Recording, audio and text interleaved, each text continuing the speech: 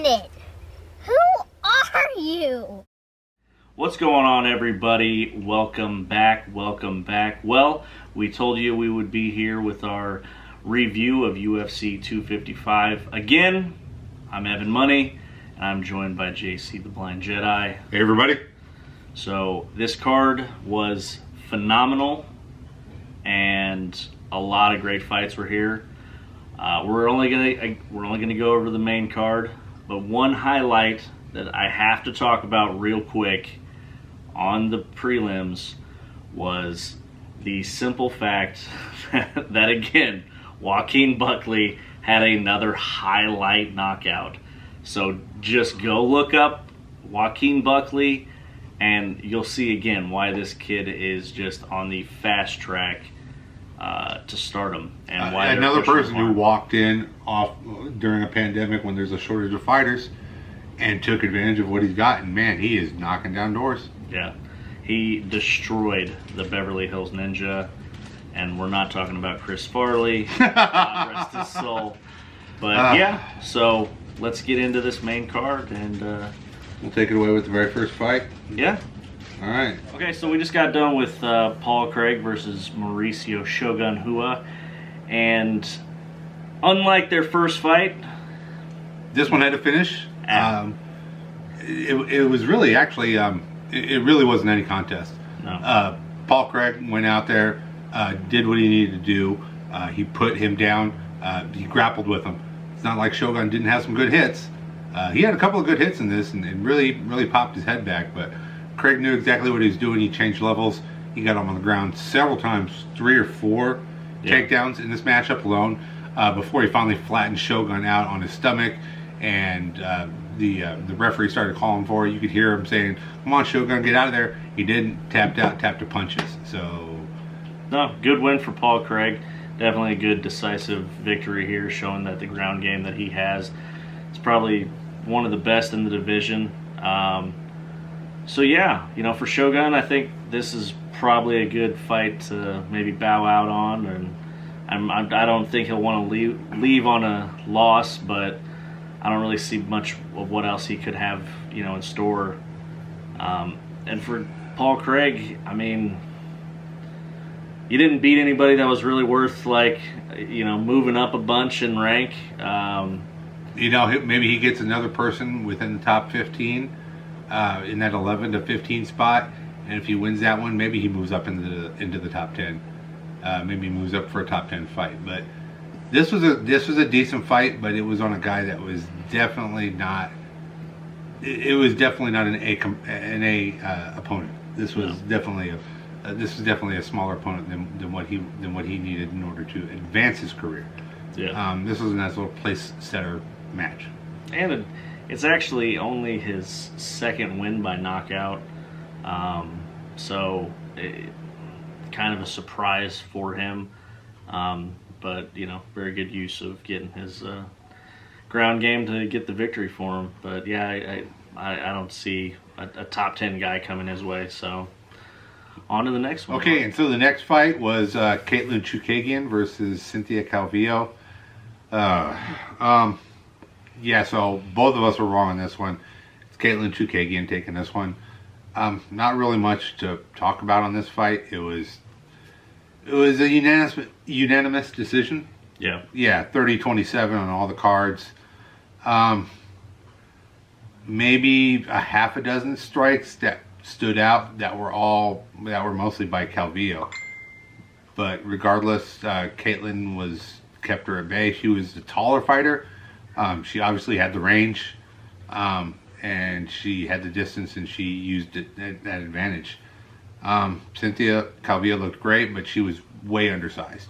I mean, she looked like a whole head taller.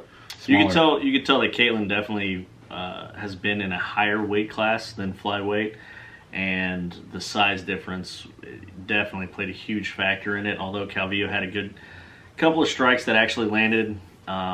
She wasn't able to use her wrestling every time she shot in. The distance between them was so far.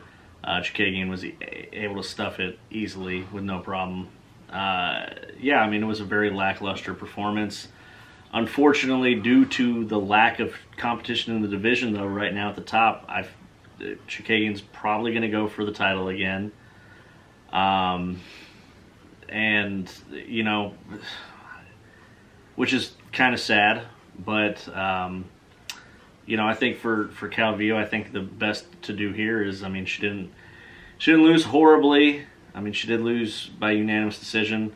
I'd like to see her go up against, you know, Lauren Murphy, Jessica Ai, somebody who's still in the top 10 range, and see what she can do and see if she can kind of bounce back after this. Like I said, it wasn't a huge loss for her. So this wasn't. Yeah, it was a decision loss. She got 9, where, you know, it was pretty much just a flip of a coin.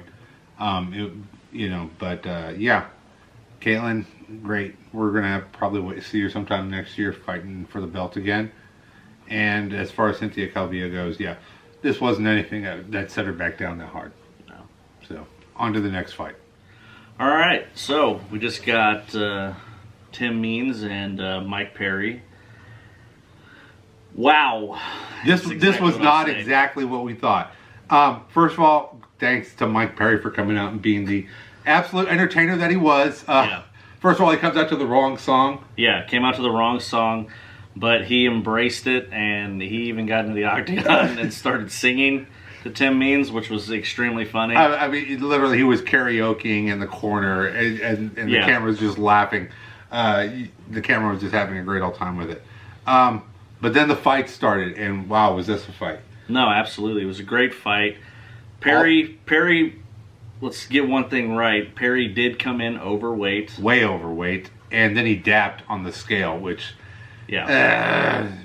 Okay, whatever. Yeah, okay, so you fail, and you fail miserably, and then you try to make a pose. So, being as it may, whatever.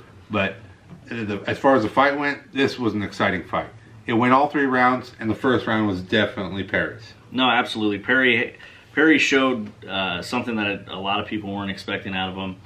He showed a very good ground game, took Means' back, and even kind of sunk in a rear naked choke, but didn't fully have his arm underneath the chin, so couldn't really close it up there. But after that, the story was completely different. In the second and third, you really saw Tim Means land some of the greatest jabs that we have ever seen. He was on point. Yeah. I mean, literally, there was one time, I think it was late in the second round, he just threw 3 jabs right in a row, and you heard him, just popping Mike in the face. And by the end of the second round, you could already see he was already getting that hamburger face. Yeah. He was really getting cut up. No, and you know, I mean, the third round, it was just the same story, with just a little bit more power. Means was putting a little bit more into his punches, and about that 2-minute mark though, they started to they ran in and they did that Diego Sanchez Clay Guida. They just started swinging let's for meet the in fence. the middle, and let's just throw. And they threw. Man, they were popping each other hard. Man, you could tell it was more Perry's wheelhouse than it was Means' wheelhouse. Just simply due to the fact that Means was like, oh, okay, I got hit one too many times. I'm gonna push you up against the fence. Yeah, but then, like, you know, Means, man, what a veteran. Yeah. We had him pegged all wrong. No, absolutely. He really showed that he was the smarter veteran in the fight. I think they said he had 8 fights already before Mike Perry even debuted. 11 fights before Mike Perry even debuted. So he went in there with a definite veteran's advantage. He definitely knew his way in the ring. He worked out of that. Choke, and even reversed position by the end of round 1. So really, this was Tim Means' fight to lose. You know, so much for Mike. You know, he's on his way. I mean, he's not going to be given a favorable fight considering he just missed his last fight, or he missed weight on his last fight. But Tim Means, we were just looking at the rankings. Good for him, but you know, it's very, very difficult to figure out who his next opponent. If he gets a good opponent, you know, he's going to go up. But if he gets the wrong opponent, that's it. That's the end of that career. We were just looking at the rankings. Top 15 is stacked full of talent. At 170 pounds, I wouldn't want to go in there. I had said that, maybe somebody like Robbie Lawler, who's ranked 14th. Robbie's had a little bit of a slide right now in his career. He's kind of coming towards the tail end of it. That might be somebody. I think we also mentioned Anthony Pettis. There's another journeyman who's been there at the top. None of the guys, but definitely none of the guys that are on their way up. No. We also saw Kazimierz Maiev, and he hasn't won any of that. Yeah, no. We saw that guy double booked and beat up everybody. He spent more time walking to the octagon than he did actually fighting anybody. That's how dangerous. So he doesn't want any of that. And I believe he actually has a fight coming up anyway. So yeah, we'll see how that goes. But yeah, no, this fight is definitely one that you definitely you'll want to catch the replay. Yeah, you will definitely want to catch the replay and watch it when it becomes available. Mm-hmm. So on to the next. All right, it's time for the titles. All right, so on to Valentina Shevchenko versus Jennifer Maia. Now this was an interesting fight. Shevchenko came out on top like we thought. No surprise there, but Maia had a really strong showing. I mean, absolutely. She even took the second round from the champ. Valentina made a bad error as far as trying to take her down, and Jennifer gained top control and controlled her for the entire round. Yeah, no. Had her pushed up against the cage, scoring points.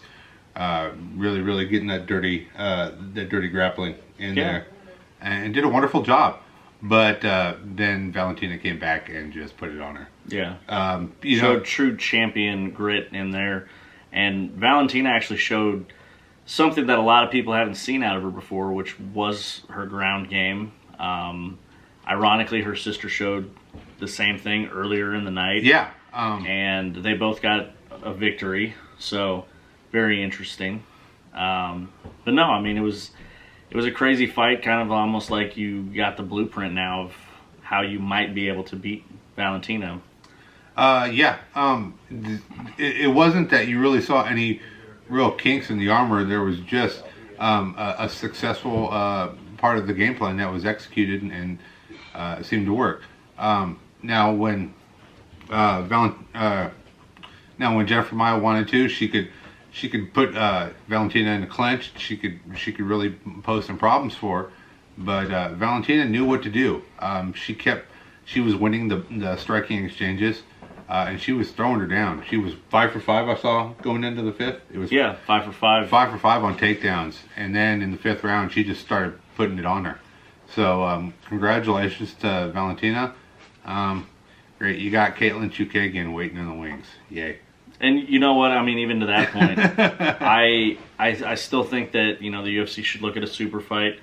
Unfortunately, with how their book, matchmaking works, you never actually know what's going to happen here in the next few weeks. Is when we'll find out. Honestly, I'd like to see Caitlyn Chookagian versus Jennifer Maia, because I think Maia showed just enough to where she gets a victory over another top contender. She goes right back. She could go right back. I think honestly, I think you book the super fight at Fight Island, and then you have those two. You have those two fight on a fight night later on in order to see who goes on later on. Yeah. But that's all speculation. Congratulations to Valentina. She put on a championship performance. It's what any aspiring fighter is going to be watching, and to see just exactly how you overcome adversity and how you put a winning formula together, really. Yeah. And I'll still be in your DMs, Valentina. So don't worry. But on to the next one we go. On to the next one. All right. So here we go. Here's the main event. All right. So main event. Davis Figueiredo versus Alex Perez. And wow, this one did not go long. It did in the first round. Mm-hmm. Figueiredo, he proved why he is the champion. Yeah. They came out, traded a few good couple of leg kicks. Sounded like baseball bats slapping up against meat. Yeah. Man, I would not want to get kicked by either one of those guys. And then all of a sudden it got into a clinch. Figueiredo was getting caught, and Perez was trying to throw him.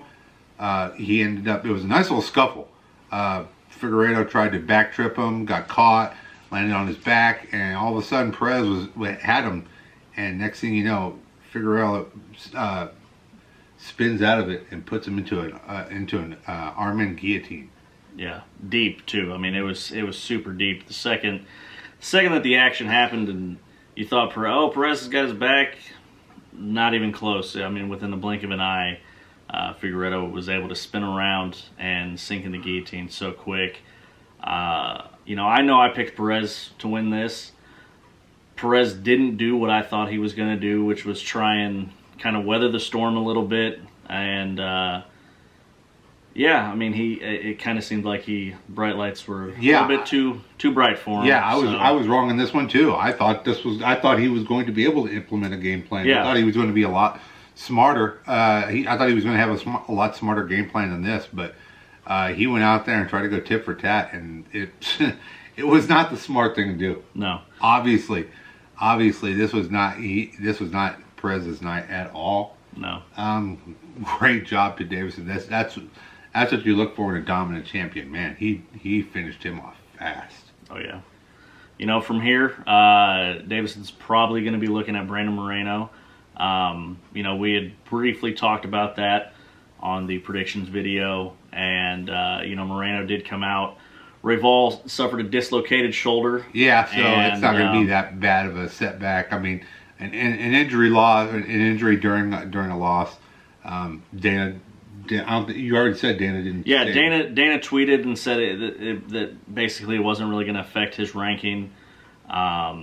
So you know, he'll probably get another contenders fight here. Yeah, and honestly, him versus Perez, you know, Royval versus Perez would be a perfect, because you really didn't get a chance to see much out of either one of them. No, you didn't. So yeah, I mean, put Moreno in, let him get beat up by Figueiredo. Yeah, because man, he as good as Moreno looked tonight, and he looked good. He looked strong and solid. Yeah, but and even Rogan said it during the commentary. I'd love to put Figueiredo on the scale today. I bet he weighs 150 pounds right now. Oh yeah. Now. I mean, like I showed you the picture of him. I mean, he's completely shredded when he goes in to weigh in, and he's still shredded, but not as cut as he is when he's on the scale.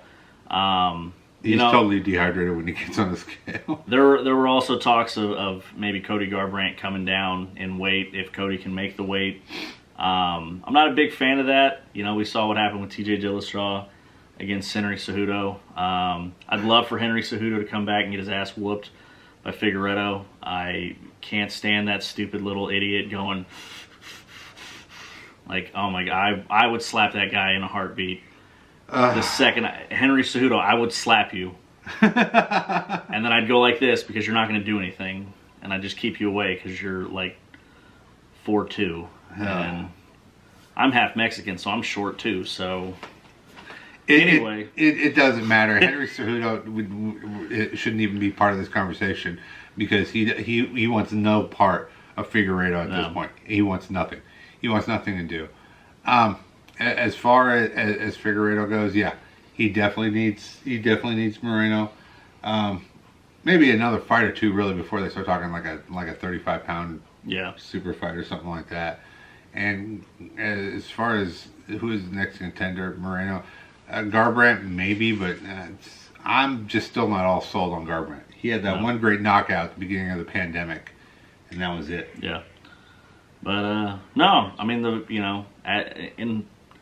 as a whole, the fight card was good. A lot of great fights. If any of you guys got to watch it, you know, you would probably agree with us that there weren't a whole lot of moments that made you want to hit the snooze button and go back to sleep.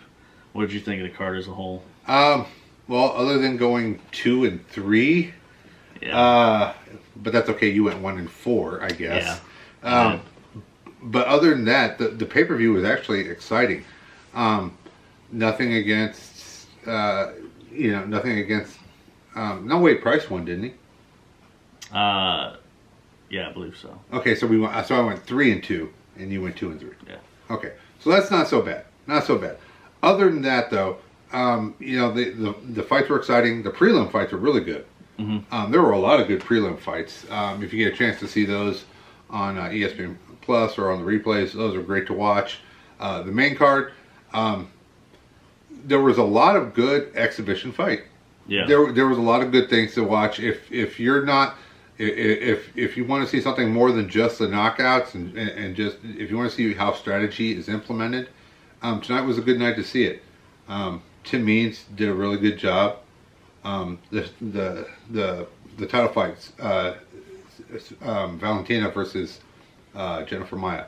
That was an excellent fight about strategy. No, and a lot of good examples of what, you know, MMA is all about. And no, plus plenty of knockouts and put people to sleep. A lot of highlights, a lot of good highlights.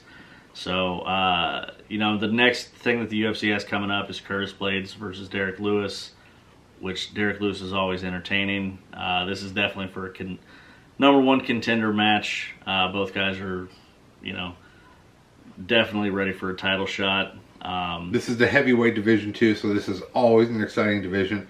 It either goes the full distance or somebody gets knocked out. Yeah, no, absolutely. Well, yeah, so we're gonna wrap it up now. Next prediction video out of us that you'll see is UFC 256. Yep, and UFC 256 predictions. Okay. Not a whole lot has been announced for the card. One major thing that I know I'm extremely excited about is Peter Yan versus Aljamain Sterling. Oh, okay. So there's that 35 title. If you have not seen Peter Yan, guy is amazing. What's up, everybody? So as I was editing this video, I actually got a notification that Peter Yan has actually pulled out of his fight with Aljamain Sterling. So unfortunately, that will not be happening in December. Still don't know what's going to happen with the fight card, but still really excited to give you our predictions. Hopefully, you guys will check that out. And the closer we get to the card and the more the card gets finalized, we'll make our predictions and get them out for you. So, hopefully be a little bit more correct on this one. Yeah, no, absolutely. So, and again, you know, as we're doing these things, you know, bear with us. We're still trying to get a feel for how these videos are going to go, how they're set up and all that. So if you watch the prediction video, thank you. We definitely appreciate it, and we appreciate you watching this video. Again, my links will be down below. I'm working really hard on making sure I get more videos out for you guys. If you guys can see the hat here, that'll be something coming up real soon. Another video. So yeah, excellent. I'll be coming back to YouTube in 2021, so I'll use probably one of these videos to make my announcement. Yeah, and then we'll head from there. So absolutely. So until then, please press like and subscribe, and we'll see you next time. Peace.